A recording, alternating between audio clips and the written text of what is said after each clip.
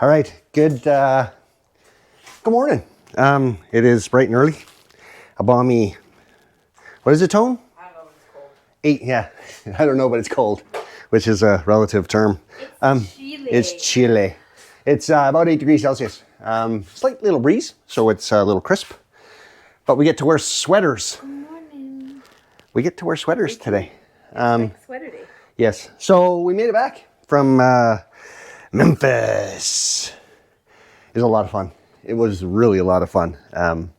Live music, good food, good people. Yeah.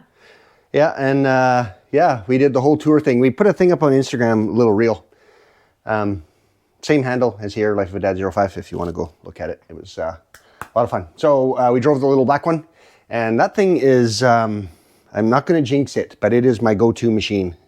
She's a beast. Yep, you literally put gas in it, throw crap on a map, point it in a direction, and it will literally go. Yeah, well, we had the check engine light come on once for low manifold pressure sensor voltage low. I just erased it and fixed it. But you did buy a meter. I had to buy another scanner, so now I basically have one for every rig, which It's good. is good. So anyway, a lot of people are probably wondering, or not, why we didn't take our brand new to us 2016 JKU. It's simple. In the intro, when we showed it, I talked about gears at the very end if you stuck around for it. The quick order package on this rig, it had 3, 2, 1 gears, which are, yeah, not the right size for this size of tire. So this all came on it when we bought it, and we were really struggling on the highway. We were getting, about 13 and a half miles to the gallon. That's why I'm wearing holy jeans, because all my pant money went into gas. Going back and forth to Houston. Not because they're trendy. Not because they're just old. So, she got some new stuff between her legs. That wasn't good. I'm going to go wash my mouth out with soap.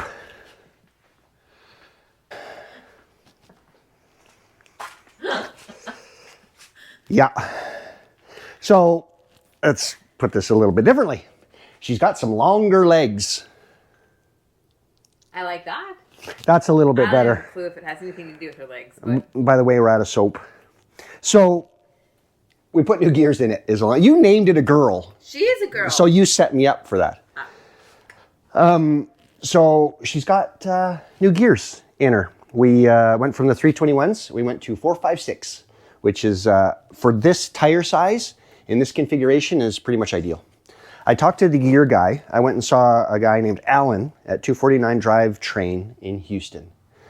Super great guy, really down to earth. He's a one-man show, and he's been doing gears for 30 years. So I thought, he is the man we need to see. So we made it in there, and, he's not one of those shops that just pumps stuff out. He only works 4 days a week, and if you're in a hurry, don't go there. But if you want something done right, definitely go there. So he put it all in for us, and we didn't get it back till the day before we left. So it didn't give us enough time to break the gears in before we hit the highway, because if we would have done that, we just would have burned them up. So we had to go through the whole break-in process. Couldn't go over 50 miles an hour on the way home, 55. And so it took, a 4.5 hour trip home from Houston? Yeah, we had to keep stopping every 15 to 20 minutes for about 30 to 45 minutes, just to let it cool down enough to keep going another 20 minutes. So yeah, and then we did the highway break-in, and now we're just getting ready to change all the diff fluid, because it is that time. It is 500 miles, give or take. We're about 400 and change. One of my least favorite things to do. Yes, because the smell is so bad. It's very pungent. Oh. So we're just going to crack into that. So I'll do the rear. I'm going to send some pictures to Alan, make sure he's happy with the pattern and everything looks good. There's no unusual wear, but they're not making any noise or anything like that. So I think we're in really good shape. So let's crack into those, and then we'll wrap it up at the end. All right. So we're under. This is the rear end, obviously. We're going to, I already drained the oil out of it because I just wanted to get a good smell before I dig into this. Now, when I pulled out the drain plug, here's something that we got to look for and clean. So you can see this is actually a magnet, And you can see there's a whole pillow of crap. And this is the break-in portion. So as we, when you get these gears new, they're not going to be perfect. They're going to have a film on them from the manufacturing process. They're going to have all different kinds of things. There's going to be impurities on the surfaces, is what I'm saying. They've been annealed, they've been peened, and all that sort of stuff, but it's not a perfect science. So that's why we run these in and really, don't go more than 55 miles an hour for the first few cycles, and then don't go more than 65, because if something were to go wrong, you're just going to tear them up. And when all those pieces are flying around in there, that's the risk that we have. So that's kind of the long and story. There's more to it than that, but that's kind of it in a nutshell. If you really want to read it, there's a whole bunch of articles that you can go see on the internet that explain the whole gear process and what it is. So I'm going to go ahead and pull the cover off, because part of the 500 mile is to actually inspect those gears and make sure that we broke them in and everything looks good. So I'm going to start taking that cover off now.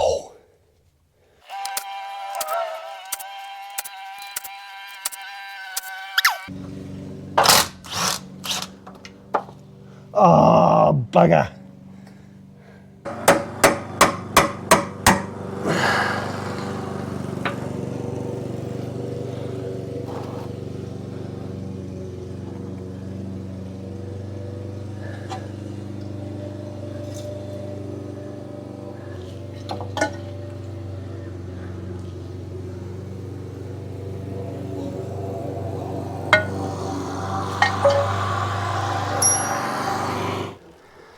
Okay, so this is kind of what we're looking at now for the finished kind of product. Everything looks good in there. You can see it's really an art to get all this to mesh together and kind of wear on the crown, the pinion, ring gear, planetaries, just to make sure that it all meshes nicely. But there's nothing in here that is obviously alarming. So I'm going to send some of these photos through to Alan, and we're good to go. So really it's just a matter of getting this all back together. I'm going to clean it out, find some brake clean, and try and get as much of that, there's no metal or any big chunks under here. There's some, it's a little glittery, but that's to be expected. So I want to try and get as much of that out as I can. And yeah, away we go.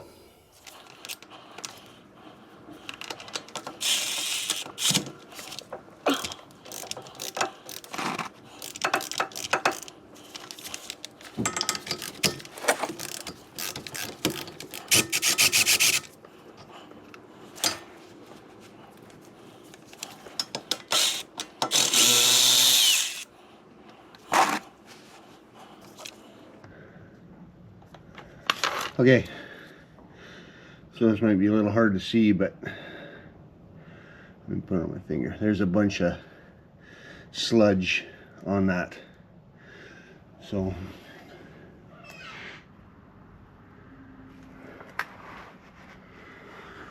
okay,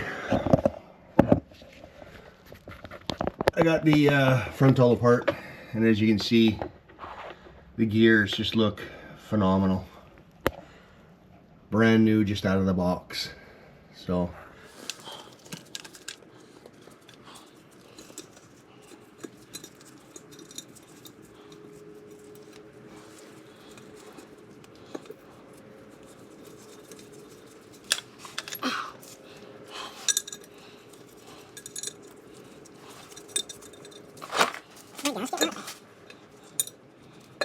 something goofy, because the gasket's not lined up right.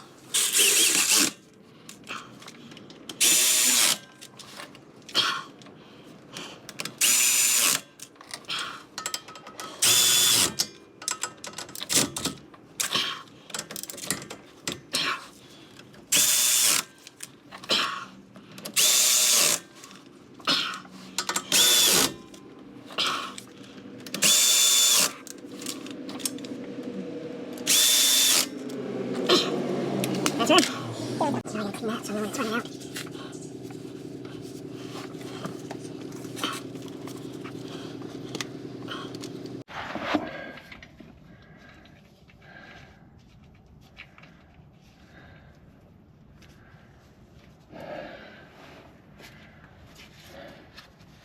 That's messy. Yeah, it can be. Maybe the hose is like on.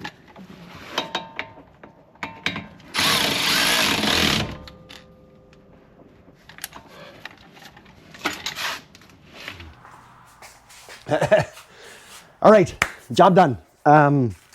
You saw all that. It was not bad. I think the gears look good. I was a little bit worried about the leading edge on the pinion.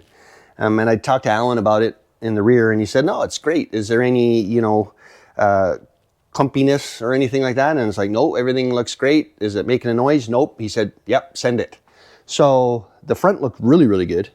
The big thing with breaking in, and a lot of people don't understand, because when you drive a new car off the lot, you just, lay a patch as you're leaving the parking lot and just let her rip. But with new gears here, you can't do that, because it's like metal on metal, and the tolerances are not that tight. But if there's anything not aligned, you'll just chew them up. Or the heat, because the metal's got to wear into itself. There's a coating on the metal when you get it from the foundries and stuff for these gears, whether it's Yukon, Revolution, Richmond, all these companies, they all have break-in procedures. And it's just a peace of mind, really. That oil will get so hot that it'll break down, and then it's not going to protect the metal at all. And then it'll just be metal on metal, and then you'll get heat. Yeah, well, the word that escaped me, but you'll heat up those gears so bad that you'll just burn them up. So it's important to go through the heating, cooling cycles, and it's really just to not let that oil get too hot. So the stuff that we put in it was, 75 140? It's pretty thick for this one, and I used the Lucas because that's what Alan... 85 140. So that's what Alan had me put in it. Normally in the other rigs we do 75 90, which I'm sure is fine, but he wanted me to use this, a non-synthetic, and because the reason for that is synthetic gets hotter. The temperature curve is a lot different than the conventional. So, and the gear set that we put in here is we went with Revolution gear. I did a lot of research on it between Richmond, Yukon. Revolution is made in South Korea. That's where their foundry and stuff is, in their plant where they grind them out. They lap them and they peen them. It's got a lot of nickel and stuff in these, and they're hard. And there's the molybdenum. It's a additive. It's a hardener. So the gears are good. They're pretty consistent because they're made in the same factory. When you go to Yukon or not Richmond, but when you get Yukon gears, they source them out now everywhere. So you might end up with a set from the Revolution gear factory. Yeah. You don't care. I just like watching. She's got the deer in the headlights look. So that's fine. So anyway, long story short, fuel economy, we got about 3 more miles to the gallon? At least. And that's kind of a blended mix. So we're about 16 miles to the gallon now, which is very close to factory book on these. I think it was 20 on the highway-ish and 16 or 18 blended. So I think we're doing all right. It's easier on my pocketbook, that's for sure. Yeah. So now I can go buy another pair of jeans.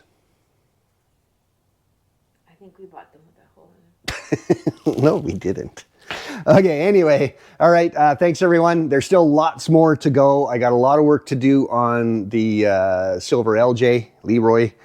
Yeah, we got to put a radio in them. I'm going to do a bypass switch on the lockers.